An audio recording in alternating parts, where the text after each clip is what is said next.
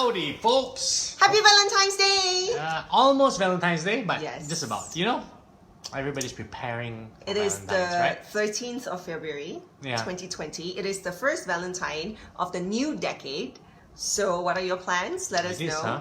It is, Yeah, it is, so that it makes it a is. very special Valentine's. Yeah. And I don't know if there's added pressure or not. I know, this is why today's topic is about pressures in a relationship. And like, to think back, like when we started dating, we actually really celebrated Valentine's Day. Yeah, we did actually. I mean, Yeah. now we still do. It's just that we do it We differently. we do it differently. Yeah, it's not that we don't celebrate. We kind of do it differently. I think I think we acknowledge Valentine's Day. Yeah, I think we acknowledge each other on Valentine's Day. Yes. You know, sometimes when you're doing something for so long and then you kind of sort of forget, or it falls into the background. Yeah. Yeah, it's natural, right? Sometimes or you feel like you're listening to someone talk for like an hour and then your attention sort of goes off. But Okay. if they talk for like 30 seconds, you tend to be easier to pay attention. So things that sort of like you've been doing for a while, it kind of sort of like sometimes fades in the background. But I think Valentine's Day is a great day for us to sort of like be mindful of our loved ones. To celebrate each other, I think. Yep. Yeah, and not just romantic love, obviously, you know, but the people that we love, like family and friends and all that. Yeah. Yeah. So today's topic is very real, I would say, because I get a lot of questions on relationships, right? And the problems that you go through in your relationships. And what really strikes me is that, you know, the objective of being in a relationship is so that we can be happy together, or that you can be happy too, right? Yeah. Like, that's why you want to have Yeah. a partner, that's why you want a relationship. But a lot of the times, we're either very frustrated in our relationship with our partner, or we have a lot of complaints about our partner, and we are angry a lot of the times with the things they do or they don't do. Or sometimes you're afraid as well. Yeah, like maybe you're afraid as opposed to angry. But I mean, like usually one partner's the angry one and the other partner's the afraid one. I do think that whatever it is, whether you're feeling, you know, fear of losing somebody in a relationship or fear of like, you know, and not saying anything, or you're coming from the point of view of like the frustration of your partner not doing or saying things that makes you feel loved or you feel like they should do. All these are actually pressures that make us very unhappy in our relationship. And when you really look at the big picture, it's very ironic, because why are we even in a relationship? Yeah, it's kind of meant to make you sort of happy, right? Both of you happy, you know, bring more happiness to each of you. Yes. And sometimes, you know, and Valentine's Day is meant to be a celebration of that. But it's funny because sometimes when Valentine's Day creeps up, that's when the couples get unhappy. Yeah. Like, it's like, oh, every year, you know, there's something to be unhappy about on Valentine's Day. But you know, I remember when I was really young, I want to feel very special on Valentine's Day. And I remember there was this guy who liked me. And I think we were going on a date. I think we were like dating, but not like boyfriend, girlfriend. Yeah. I think you probably know this. Okay. But he gave me like, I think 1 or 3 roses on Valentine's Day, or 1 or something like that. And I remember feeling really disappointed, you know, and I felt like, oh man, I didn't feel special. I thought he didn't put much effort. But now that I'm like an adult, you know, I look at it and I go, you know, Xandria, it's so funny how you're like looking at somebody's gesture and effort and feeling unappreciated and unloved because of your expectation of what Valentine's should be, or what like a present should be. Yeah, it's you know? very interesting because, you know, like someone giving you a rose, right? Yeah. Like, if you never knew Valentine's Day existed and suddenly someone gave you a rose, Yes. then it's like, wow, I got a rose. Bonus. Maybe even just one, right? Yeah. And it's like, wow, amazing, I got a rose today. It's like Yeah. this beautiful thing. And then when it's Valentine's Day and you know the meaning and what people do on Valentine's Day, it's like, you know what people tend to buy? Like big bouquets. So when someone gives me one, I know that they didn't get me the big bouquet. So that's a comparison, right? Yeah. It's sort of like a benchmark. So I want to remind everybody that like Valentine's Day is tomorrow, and if you're in a relationship, I want you to enjoy the celebration that is you and your partner. Remember that everything that you think is love, like chocolates and flowers and all of these things, it is not inherently, like, it doesn't just appear in your brain as something that you like or love I feel like I thought there was like a cockroach. Oh, but no. there wasn't. Not to worry, not to worry. Like for a moment, I'm like, yeah. I want you to remember that a lot of these things are basically planted into our brains as to how love Yeah. should be like. Yeah. Yeah. But, you know, this story that's planted is not like somebody came and said, okay, this is the way the world works. It's our observation of, especially media and stories, Yes. right? Like, Valentine's Day is actually an extremely Western thing, right? Yes. And us living in Asia are not so... I mean, like, if Really? it weren't for media, wouldn't be so exposed to this. I It weren't guess. for commercial media especially, we wouldn't be so exposed to this, right? But, you know, when But things social sell... media, Yeah. we're exposed to everything. And especially when things sell, then, you know, Yes. obviously more people will, You remember will Eric, spend more money on media. who was Yeah. our florist for our wedding?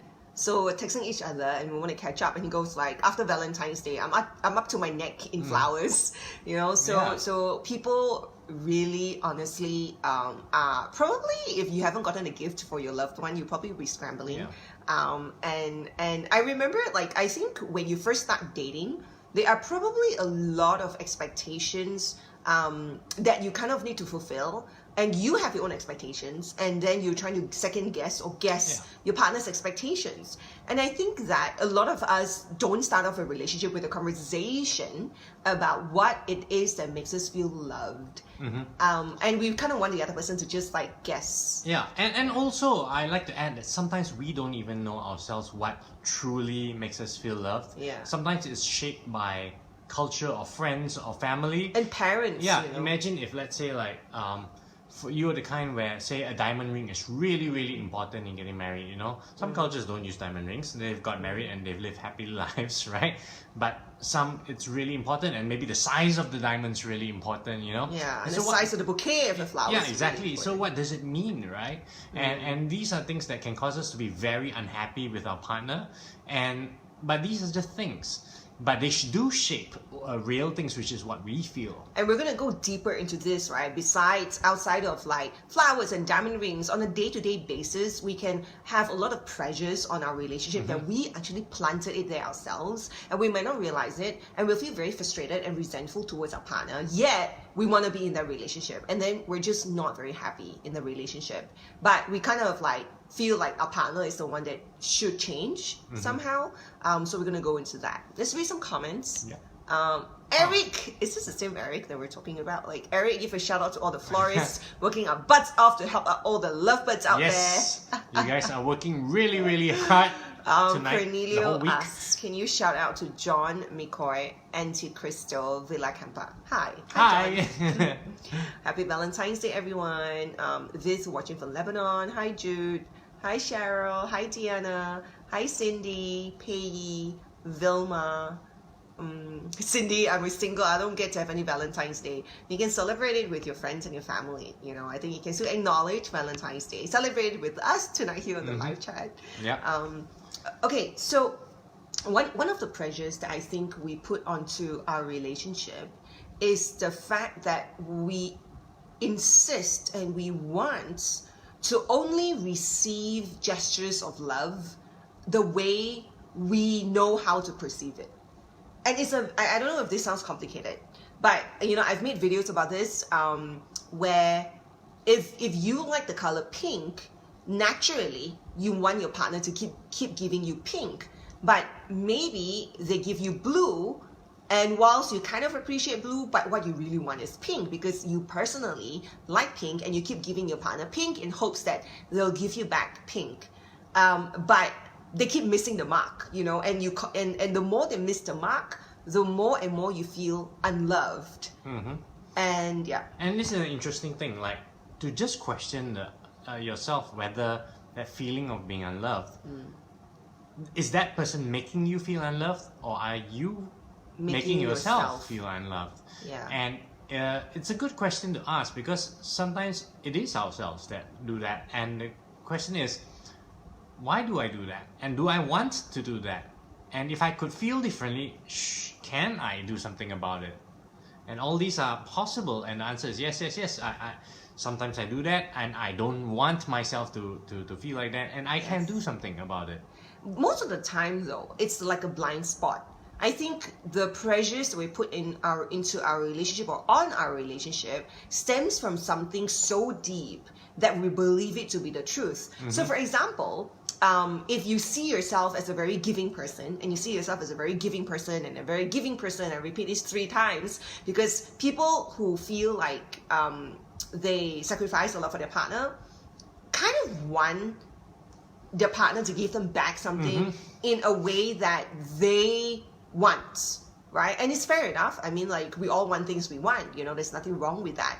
Now, it becomes a pressure that sabotages our own happiness when we are blind to what the other person is actually doing to show that they love us. But because it's not in our language and it's not what we're familiar with, and sometimes I notice when we're very close to our parents, so let's say if I'm very close to my dad and he's very close to his mom, we can spend our lives looking for a partner that is like our parent, you know, that's like our dad or our mom, and we are proud of it. You know, we can actively say, oh, you know, I want to marry a guy that's like my dad, or I want to marry a mom who's like marry a woman that's like my mom, and so and so it's just very like a lot of self-sabotaging expectations that we put onto the relationship. Because when you think like, oh, I want to marry a guy that's like my dad because he has great values, he has great qualities, and I love the way he loves our family. And when you have that in your head already, you will constantly measure the person you're going out with your parent. Yeah. You know? And you know, sometimes it's not even a conscious thing that we decide upon, but we're so shaped by it. And sometimes, you know, the term self-evident, it's like, this thing is self-evident. Like, when you say it, it's like everybody sort of knows this. It sounds like common sense. Right? It's common. It's sense. Yeah, everybody knows this. But it's not. But the truth is, almost everything is not self-evident to everybody, you know? Yeah. So you can't say like, oh, these are the qualities that people already should have. They should know this already, you know? And we don't even have to talk about this. I want to ask you guys, like, what kind of pressures do you think are making you unhappy in your relationship? Yeah. Jasmine here says, oh, Xandria, I think the biggest challenge is different relationship and life goals. Also being unable to receive your own love language too. How do you find a balance? Yeah, when you have a different relationship and life goal, I think it's perfectly normal, because a lot of the times what we want may not be what somebody else wants, and I think it just warrants a conversation. The balance comes from like just having a conversation. Now, when we're unable to receive what we want in our love language, I think that we first have to ask ourselves, why do we want to be with this person, right? You're with the person not just so that they can give you your love language or what you can perceive as your love language. And so what I do for myself is that I've identified my love language, which is like receiving gifts, you know, and I like physical touch, like gestures of affection. And I used to get really upset when Yuri doesn't like get me a gift that I want, or I feel like he doesn't put enough effort or thought into getting me a present, and I can be really unhappy about it. And every time my birthday or Christmas comes around, I can feel like I'm just waiting to see whether he hits the mark or not. I could go down that path, you know. I mean, we talked about it, and he clearly knows that this is my love language. I mean, we've spoken about this on live chats before. Now, for me, the work that I do for myself in finding that balance, as you call it, and for me, it's just simply about being happy, is to ask myself, like, why do I need this as my love language? Why do I gravitate towards like receiving gifts and physical touch as my love language? And it always goes back for me to my parents. Like when I was young, my parents made a big deal out of my birthdays, you know, and that's how like I feel so loved. And so as an adult, it was very subconscious that I also wanted my partner to do the same. And when they don't make a big deal out of celebrating me, I feel like they don't really love me. And then, you know, it makes me really unhappy. We would have arguments, right? And so like even with the physical touch thing, it's because my parents used to be like very affectionate with each other. They'll hold hands all the time when they go out, you know, and for me, I see that as love. Now, when I can acknowledge this, I can either like just insist on like, hey, now you know what my love language is, you know. If you fail at like giving me what I want or what I need, then it means that you don't love me, it means that you don't care, because you already know, right? So I could go down that path, but I feel like what I personally do that makes me happy is to go down the path of like, hang on, Xandria, do you mean that if Yuri doesn't get you the kind of gift that you expect, or in the gesture that you expect, does that mean that you believe he doesn't love you? Do I believe that he doesn't love me even when he's not giving me what I want in my love language? And I think the answer is no, I don't believe that. I believe that he loves me, you know? And so it makes me look at all the other things that he does do for me, even though it's outside of my love language, to see him, you know, being super considerate in buying food for me when I'm at home, when I have nothing to eat, or when he comes pick me up, you know, somewhere when just to send me to places, or when we like have disagreements, and how willing he is to just sit together and work through it, even though it takes up time and effort. Like, I see all of these, like, it opened up my eyes to seeing all of these gestures as love. And also, once I've identified my love language and where it comes from, I think to myself, like, you know, Xandria, do you want to like define yourself as just this thing? Right? I already know that it's because my parents used to make a big deal out of it. That's why I feel special. And so I know that. So why do I keep just using one definition as love? I already know it comes from somewhere. So it's not like intrinsically that's how I feel love. You know what I mean? Like, so what I'm telling you this story is because, like, whatever that you've observed about yourself to be the truth, you can always change how you want to perceive it, or how you want to feel towards it, and what you want to do with that information. Yeah. Right? You know, every time you are unhappy, it's a great sign, especially with your partner, right? It's a great signboard to show that at that aspect you've outsourced your happiness to your partner. You know, like that, like they need to be something for you. Because if they weren't there, then you could be perfectly happy, right? Yes. Or perfectly content, right? Yes. And sometimes like, oh, you know what? My partner didn't do this. I mean, it's different if they like crash your car or something, because if no one was there to crash your car. But we're talking about the things that you expect of your partner to do, to be, right? And if you're unhappy with what they do, or they sort of like are not, right? Or don't do, then you are outsourcing your happiness to your partner. And you know, oftentimes we read in novels and see in movies that sort of the partner is our happily ever after. That's what they do for us, right? But to think that they are the sort of like the caretaker of our happiness is going to be an unhappy situation. Obviously, we want to be cared for. Yes. That's why we're in a relationship. Now, how people care for us, we have to open our eyes to see what they are giving and what they are doing for us. A lot of the times they're not gonna meet like the benchmark of how we want them to be, because that's how we prefer things to be, because they are a completely different person. Now, I honestly think that there's nothing wrong with wanting your partner to give you things, or wanting your partner to show love in a certain way. I think it's how we discuss it and how we communicate that with our partner. And honestly, if you've communicated it to your partner like 10 times, you know, and they still haven't changed, then you really need to ask yourself, like, what am I in this relationship for? Is it for them to give me this specific thing, or is it because I just want to be with you because I love you, and I think there's so many other qualities that you have that's amazing, and I want to start appreciating those qualities instead. And I honestly feel like the longer you are with somebody and the more you are matured in the way you communicate. When I say matured, it means with very little like silent treatment, you know, stomping off, like being angry and like saying mean things, and intentionally hurting the other person, because it's all like incredibly immature, and I've done all of that. Right? Even until today, like even if I get unhappy with Yuri, I suppose I would also feel like reacting that way, you know, because it's just human nature to want to like lash out, right?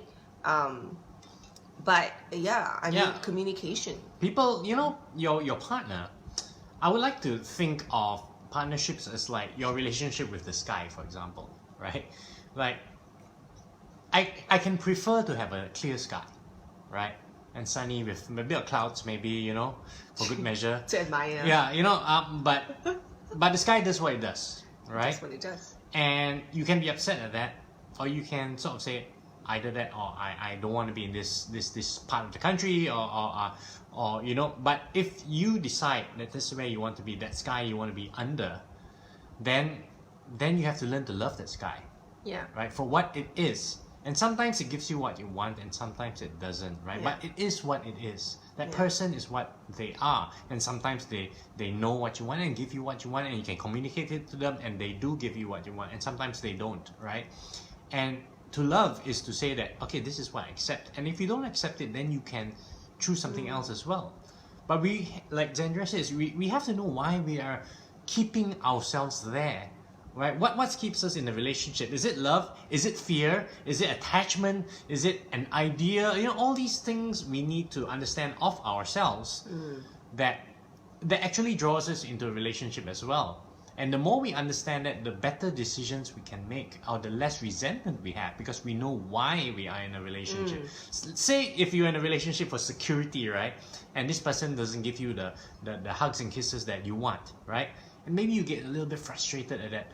But if you think about how you feel and say, you know what, this person gets rid of my fear of these other things and gives me security, and that's what I want, and that's why I stay. So then you understand the sort of another reason of the scale that's keeping you in that relationship. I think also we have to understand that the other pressure we put upon our relationship is that we equate all the mistakes our partner make, or when they are not matured, or when they are like inconsiderate, or when they are tired, we equate all of it to they don't care, like you don't love me. And I think this is so important. I'm going to repeat it again, right? One of the main causes of our suffering in a relationship, and it puts a pressure on the relationship, it makes us really unhappy, is that everything our partner does or doesn't do in a way that we want or don't want, it always goes down we go down the train of thought like, oh, it's because they don't love me enough, it's because they don't care, and that's why they did that. You see that, you know, he did that, you know, you see, that's why he doesn't care, that's why he did that, right? And I want you to even, like, if you ever have that thought, to even examine how true or false that thought is, because your partner could have had a bad day, and they could be in a bad mood, and they could have not responded well. Doesn't mean they don't love you, it means they have had a bad day. Now, your partner could have made a mistake and not, you know, said the things you want to hear, or they say something wrong.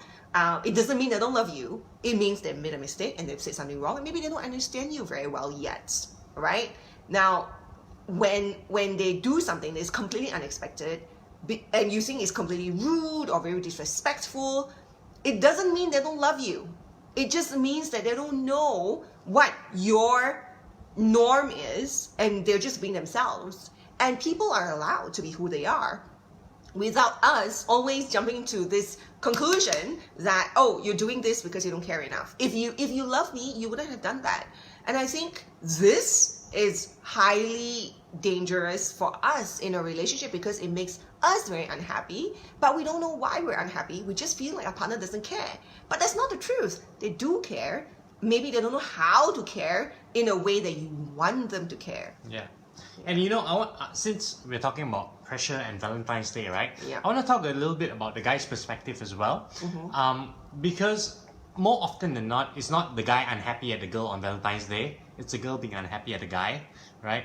Because, you know, the roses and stuff, like, if the guy doesn't get roses, he's not going to, like, you know, make a big fuss or something like that, right?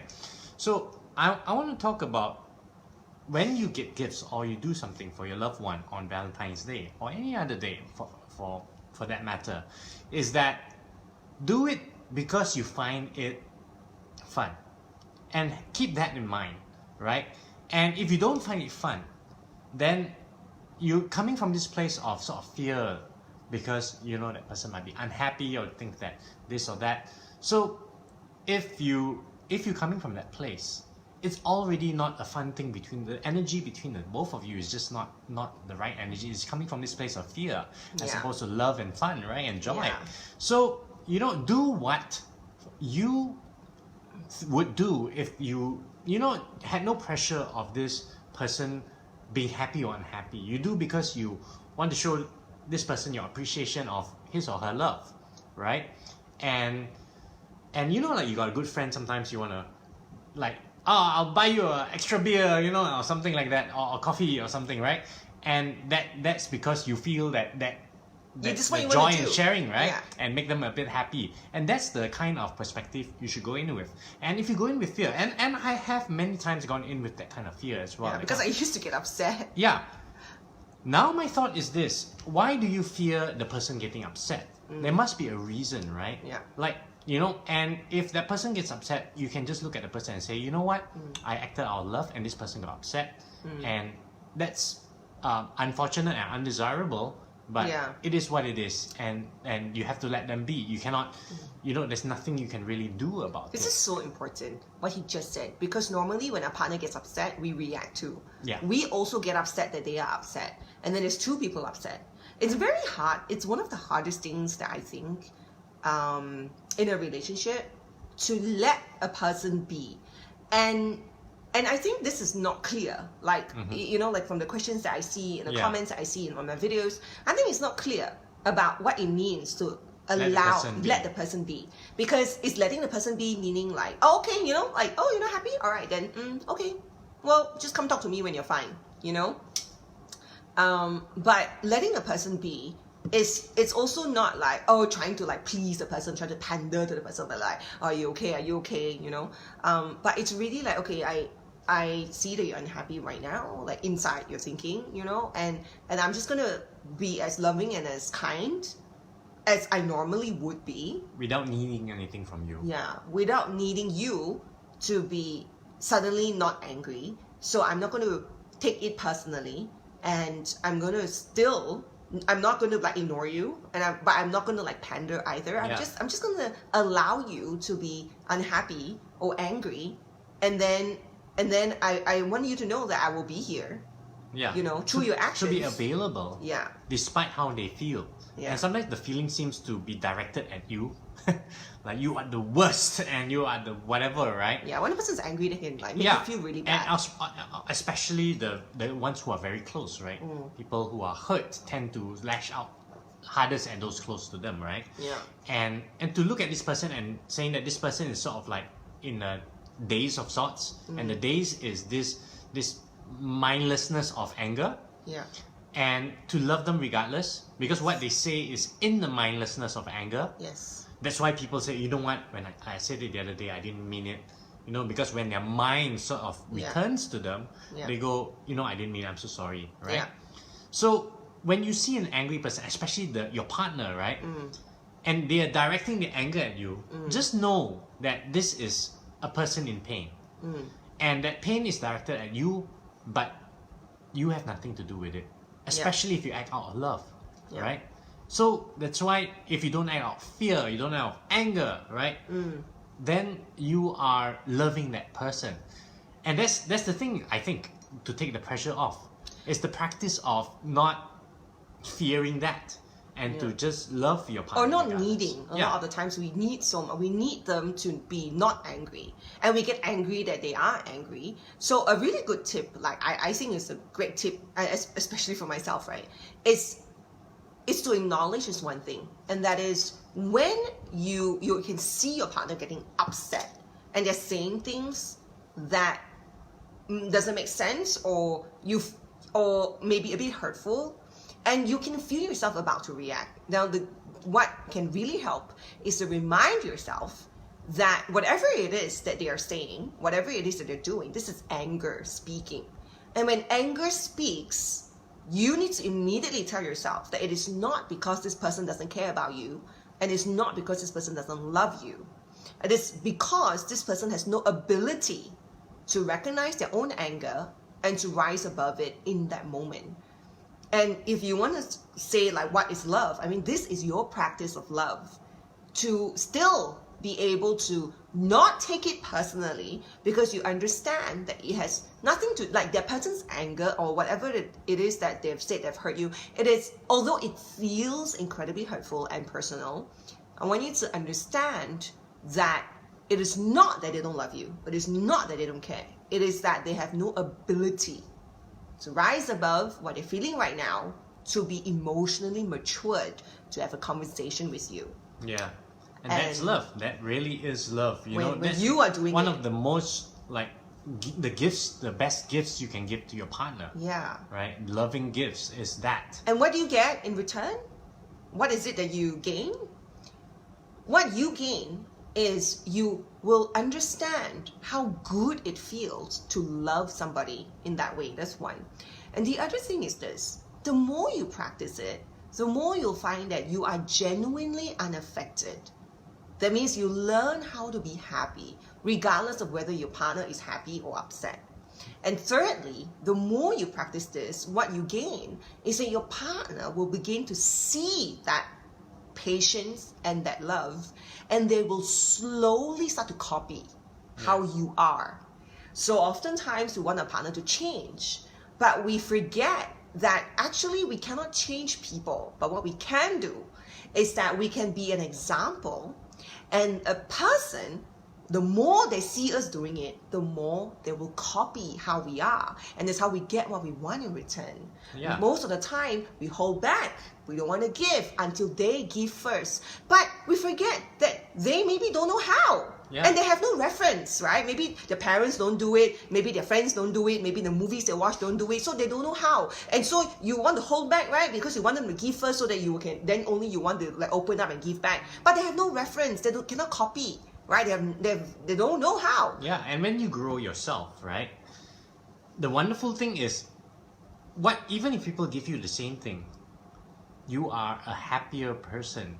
And that's kind of the goal, right? It's not saying that, oh, I'm going to change so that they change and then they're going to give me what I want. But then, when you've changed and you have grown, you might not even want that thing anymore, or realize that that thing was just an illusion to yourself, right?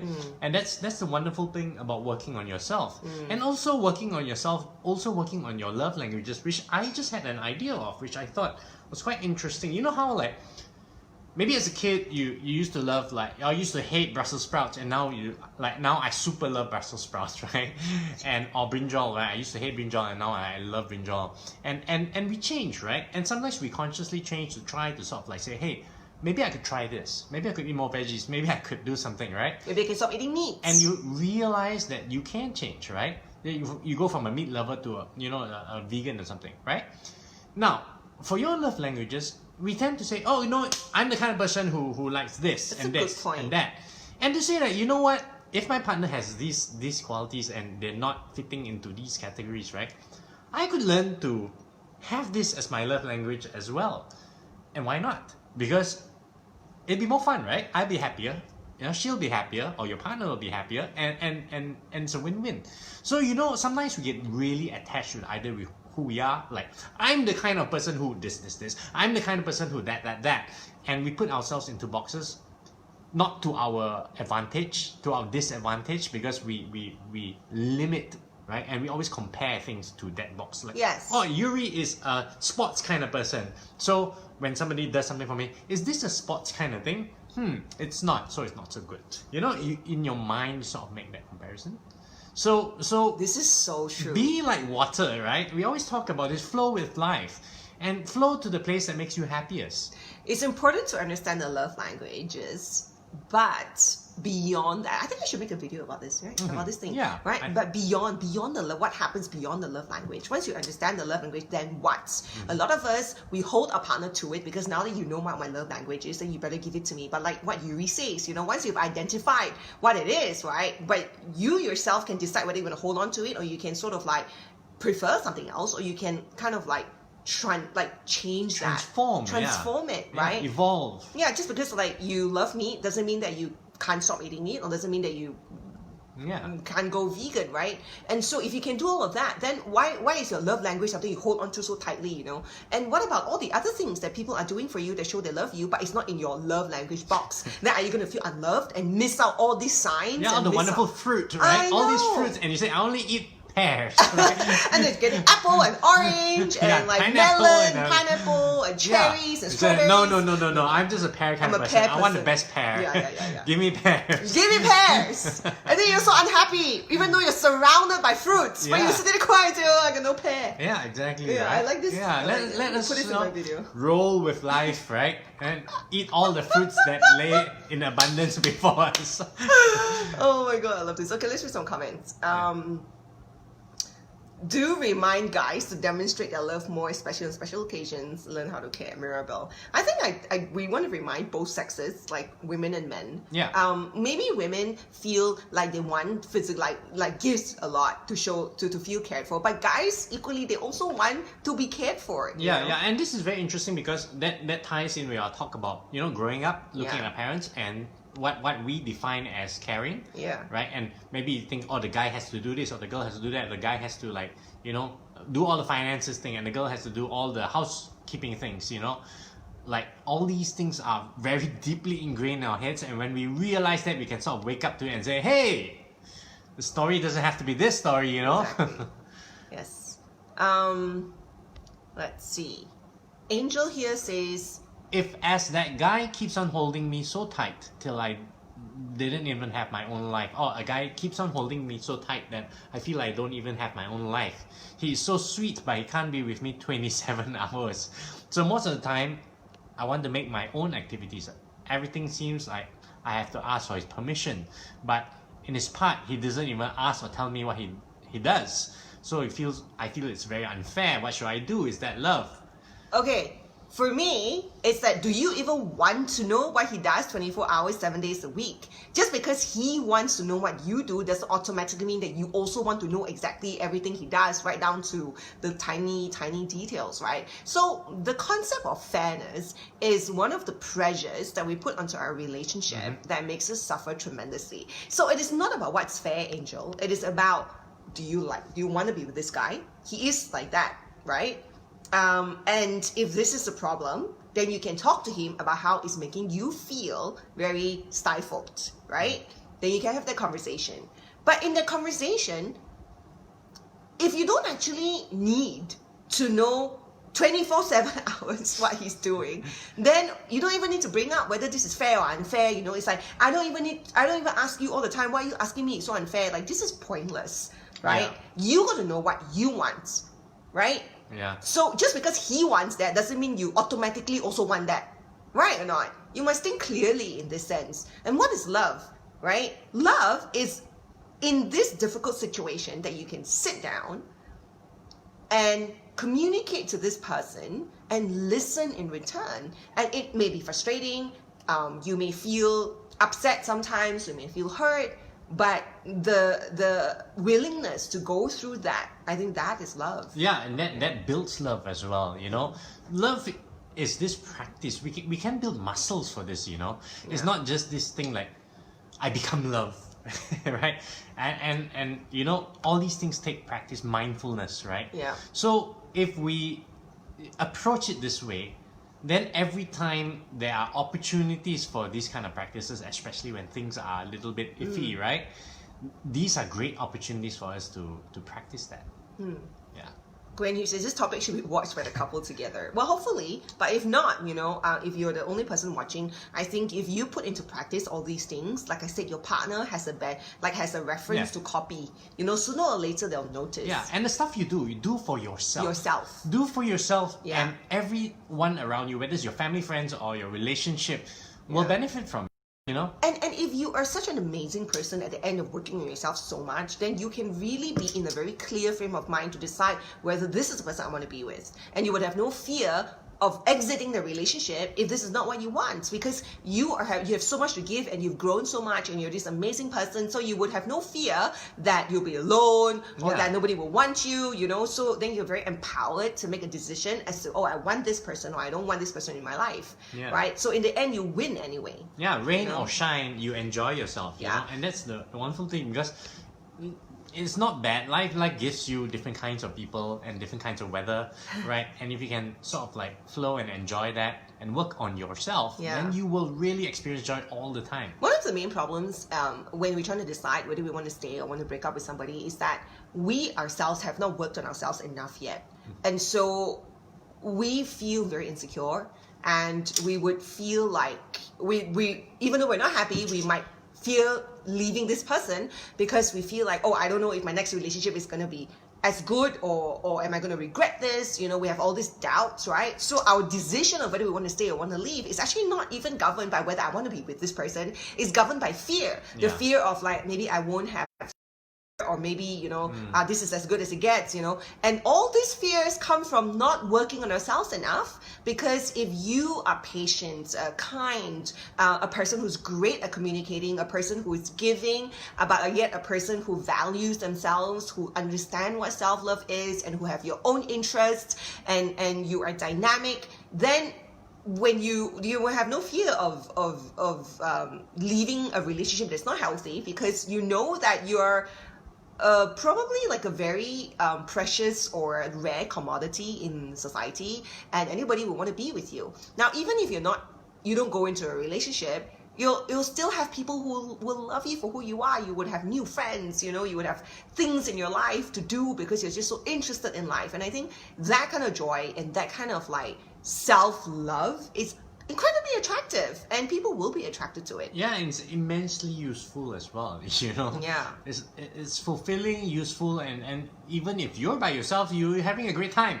And if you go into another relationship and you find you're also unhappy, and you go to another relationship, you're also unhappy, it really shows that because all the issues that you've had, like all the fears and insecurities you've had from one relationship, even though you've left it, you go to another relationship, you still bring it with you, So it doesn't mean that like, oh, suddenly it's not the wrong person sometimes. Yeah, the person doesn't, I mean, having a person that sort of like flows well with you does help. But, there's no perfect person, right? There's no like true and Prince Charming that's going to happily ever after your life. Disney says there is. How dare? But what happens after that? Part 2. Yeah. So anyway, Valentine's Day is tomorrow, and I hope that this topic and this live chat is not like a killjoy for Valentine's Day, because like we're talking so much about the realities of love and relationships. I mean, love and relationships can be this wonderful thing. Being single can be this wonderful thing. In fact, being alive can be this wonderful thing, right? So everything has its wonderful things, and it's often our own stories that lead them to become not so wonderful things. True. So bear that in mind, at the very least, right? And if we want to really enjoy every aspect of it, whether we're single or in a relationship, then we work on ourselves. Yes. So at the end of the day, I think whatever that we're feeling, whatever situation we're in our relationship, just be honestly very grateful that you are alive and you are here, and we are connecting, like not just here in the live chat, but here on earth, because a lot of people lives are cut short, and when you do have somebody that you love in your life, even if they're doing something wrong or they make a mistake, choose to always focus on their other qualities instead, so that you don't react negatively, but you can still talk about what bothers you in your relationship without that frustration or that anger. Jasmine, I'm so glad that you like this video. Happy Valentine's Day, everybody. Have a good Valentine's Day tomorrow. Tomorrow, yes, February 14th, 2020, the first Valentine's Day of the decade. So I mean, even if you're single, use it as a sort of a thing to be mindful of. Do the something people you nice love. for the people you love. Maybe you also love the people who serve you coffee in the morning, right? Or something like that. Just, be nice to them. Wish everybody that you come across. Appreciate them. Yeah. You can wish anybody that you come across Happy Valentine's Day and appreciate them. And I think it'll make you feel so good and feel so loved in return. Yeah, and appreciate yourself too. Yeah. Most importantly, remember to be happy always. Bye.